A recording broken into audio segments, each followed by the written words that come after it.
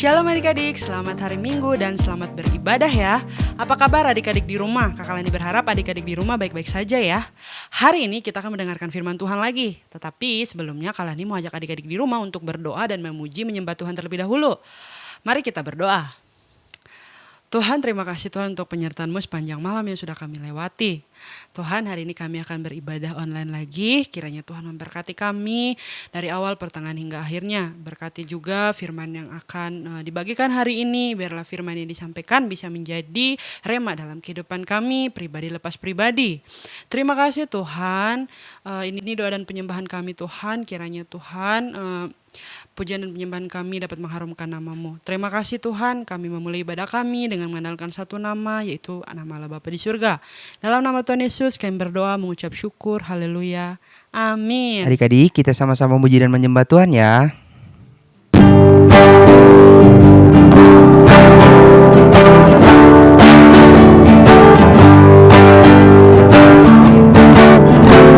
Yesus berkata, italah caranya, tinggallah di dalamnya. Yesus berkata, italah caranya, tinggallah di dalamnya. Yesus berkata,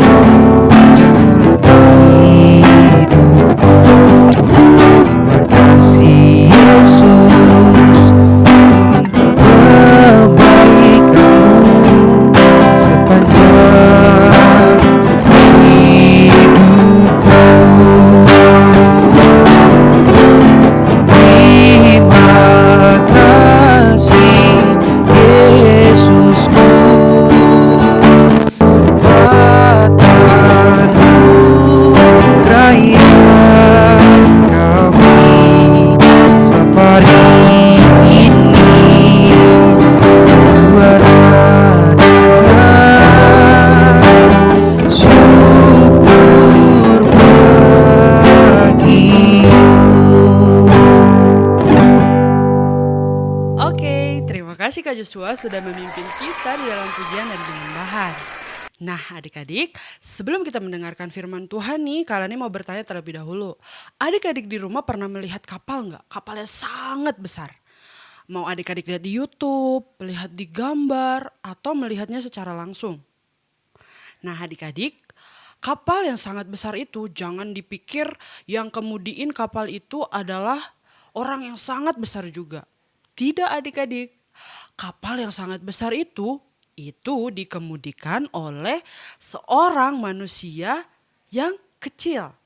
Nah, tetapi adik-adik, walaupun manusia ini kecil dan kapal itu sangat besar, tetapi dia bisa membuat kapal itu berjalan dengan baik di atas laut, berjalan dengan baik, membawa penumpang yang sangat banyak hingga sampai ke tujuannya. Adik-adik, di dalam Alkitab pun dikatakan bahwa di dalam tubuh manusia itu ada satu bagian tubuh yang seperti pengemudi kapal.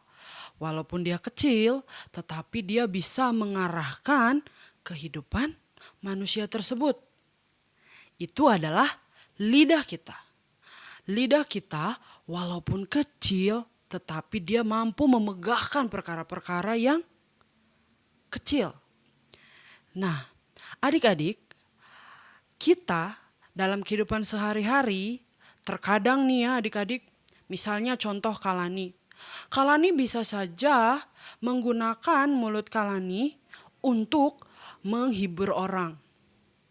Kalani juga bisa membuat orang ketawa, membuat orang yang lagi sedih jadi happy lagi, membuat orang yang lagi marah-marah terus Kalani bisa tenangin dengan mulut Kalani. Tetapi bisa juga dengan mulut Kalani bisa membuat orang di sekitar Kalani marah. Bisa juga mulut Kalani membuat orang di sekitar Kalani berdosa. Nah, jadi adik-adik, lidah kita ini bisa menyakiti orang, bisa membuat orang kecewa, bisa membuat orang putus asa. Tetapi juga lidah kita ini bisa membuat orang bahagia, bisa membuat orang bersyukur, bisa membuat orang semakin dekat sama Tuhan.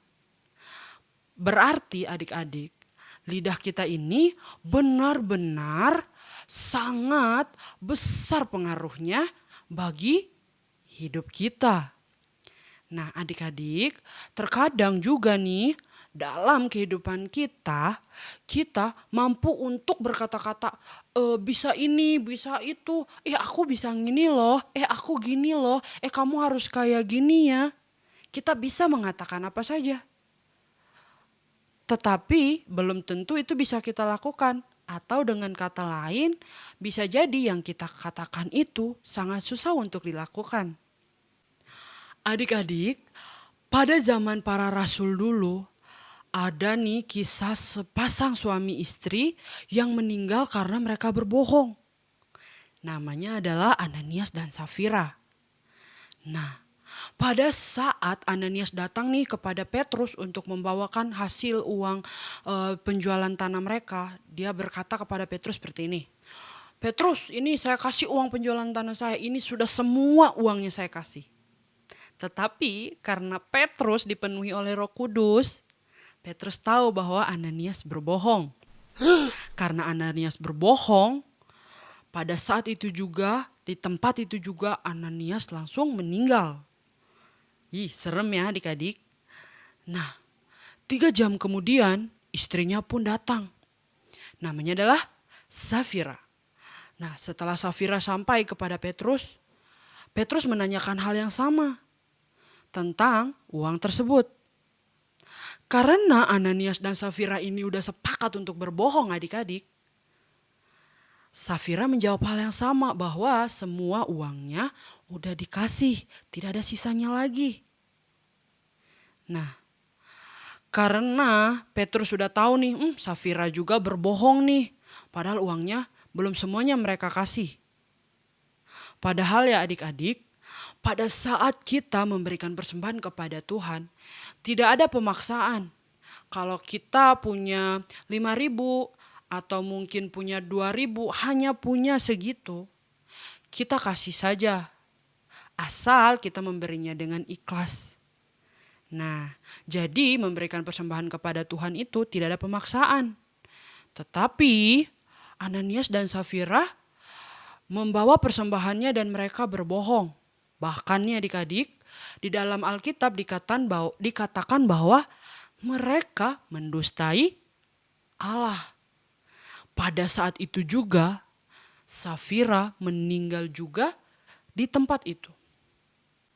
Adik-adik, lidah dan mulut manusia sangat gampang untuk mengeluarkan kata-kata. Bahkan tidak ada alat yang mampu untuk mengekangnya. Dengan perkataan kita bisa memuji dan menyembah Tuhan. Namun dengan perkataan juga kita bisa menyakiti hati orang lain, membuat orang lain kecewa. Kita mau belajar nih dari Tuhan Yesus. Di mana Tuhan Yesus itu menggunakan perkataannya untuk mengajar, mendidik, membawa orang semakin dekat kepada Allah Bapa. Nah, adik-adik, kita mau sama-sama belajar ya. Mulai sekarang kita harus menghentikan perkataan kotor, perkataan yang menyakiti orang lain, yang membuat orang sedih. Kita mau belajar untuk memperkatakan hal-hal yang positif. Nah, adik-adik di rumah ingat ya, mulai sekarang harus memperkatakan hal-hal yang positif, hal-hal yang membangun teman-teman di sekitar kita, keluarga kita, orang-orang yang berada di sekitar kita. Ingat, perkataan yang kita keluarkan dari mulut kita sekarang akan kita pertanggungjawabkan di hadapan Tuhan nanti. Jadi ketika kita berkata-kata kasar, ketika kita suka marah-marah, ketika kita suka membuat orang lain sedih, itu nanti kita akan bertanggungjawabkan di hadapan Tuhan. Jadi kita mau sama-sama belajar apa? Perkatakan hal-hal yang positif, membuat orang-orang lain di sekitar kita menjadi bahagia, menjadi happy selalu. Kita sudah selesai mendengarkan firman Tuhan. Jangan dulu mematikan videonya karena setelah ini Kalani ingin mengajak adik-adik untuk membuat kreativitas. Oh iya, Kalani juga mau mengingatkan adik-adik di rumah, untuk adik-adik yang belum subscribe channel kita jangan lupa di subscribe. Dan juga jangan lupa dipencet tombol like-nya, di-share juga ya ke teman-teman biar teman-teman tahu bahwa ada cerita menarik di channel YouTube kita. Nah, adik-adik, sebelum kita masuk ke kreativitas, Kalani mau mengajak adik-adik berdoa dulu ya, berdoa penutup. Sekalian kita berdoa menyelesaikan ibadah kita hari ini. Mari kita berdoa. Terima kasih Tuhan untuk firman-Mu Tuhan. Hari ini kami belajar bahwa mulai sekarang kami harus menggunakan lidah mulut kami untuk memuji, menyembah Tuhan, menyenangkan orang-orang di sekitar kami, memperkatakan hal-hal yang positif. Berkati kami Tuhan supaya setiap harinya kami memperkatakan hal yang positif dan kami juga bisa memperkatakan hal-hal yang menyenangkan hati Tuhan. Terima kasih Tuhan. Ini doa dan permohonan kami. Kami mohon perlindungan-Mu atas apa yang terjadi di Indonesia sekarang. Tuhan tolong sembuhkan Indonesia, biarlah COVID ini cepat berlalu ya Tuhan. Terima kasih Tuhan, ini doa dan penyembahan kami. Dalam nama Tuhan Yesus kami berdoa mengucap syukur. Haleluya. Amin. Ikutin kreativitasnya ya. Hai teman-teman, kita akan membuat seperti ini ya. Kira-kira bentuknya kayak gini. Kelas gitu ya. Bahan yang kita perlukan adalah kertas origami, mistar, Tipex and spidol, gunting and lem, terus ada lem kayak gini juga nih. Nah, cara pembuatannya gini. Ada kertas, lipat kertasnya seperti ini, lipat terus sampai dia lipat kecil ya. Nah, lalu kita buka seperti ini, lipat lagi dari sisi lain, lipat sampai dia kecil, lebih kecil dari yang tadi.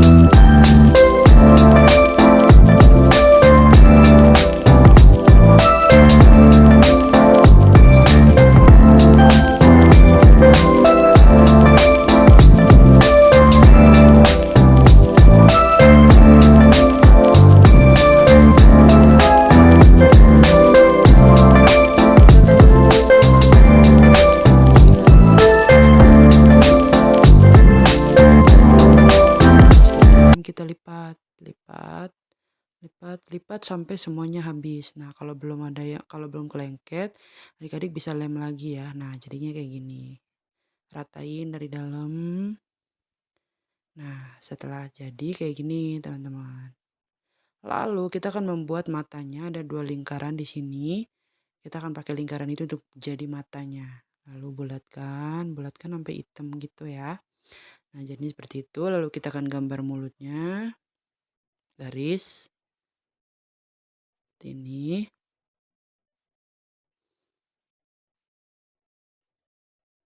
Nah, kita buat pipinya ya. Sama alis. Tada, jadi. Lalu kita akan bikin putih matanya itu pakai Tipex. Tinggal dibikin seperti ini ya, teman-teman. Lalu bikin salah satu titik kecil. Set. Nah, gitu juga dengan mata sebelahnya. Nah, tada, seperti inilah hasilnya. Lalu kita akan bikin dia punya pegangan ya. Saya pakai lem yang ini. Sebenarnya kalau kita mau bikin bisa aja pakai lem yang ini juga ya adik-adik. Cuman menurut kakak itu kurang kuat gitu menempelnya. Jadi akan lebih bagus menempel ketika pakai lem yang tadi. Nah, sambil menunggu lemnya panas, kita akan buat pegangannya dulu. Lipat kertas yang tadi kita gunting.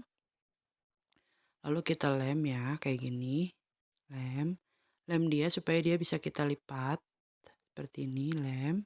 Lalu kalau udah kelem kita lipat ya. Wush. Oke, lipat lagi. Lalu kita lem lagi. Lem lagi, lipat dia sampai kecil seperti itu ya. Lem lagi. Lalu kita lipat lagi sampai dia sekecil ini. Nah, kita ukurannya sesuaikan aja dengan ukuran gede gelasnya. Kalau kepanjangan bisa digunting ya. Kayak gini kita gunting. Oke, selesai kita gunting. Ratain seperti ini. Lalu kita lipat ujungnya seperti ini. Biar jadi pegangannya enggak ini ya. Lipat dari 2. Lalu kita ukur dengan gelas kertasnya. Nah, agak dicekungin biar enakan pegangnya. Nah, yeay, pas ya. Pas ya, segedenya segitu. Lalu kita ambil lemnya. Kita taruh ya, lem. Nah, adik-adik kalau memakai lem ini juga agak hati-hati ya karena panas. Nah, lalu kita tempelkan aja seperti ini. Wow. Jadi seperti ini ya. Nah, oke, ini dia hasilnya adik-adik. Yeay, gelas origami kita udah jadi.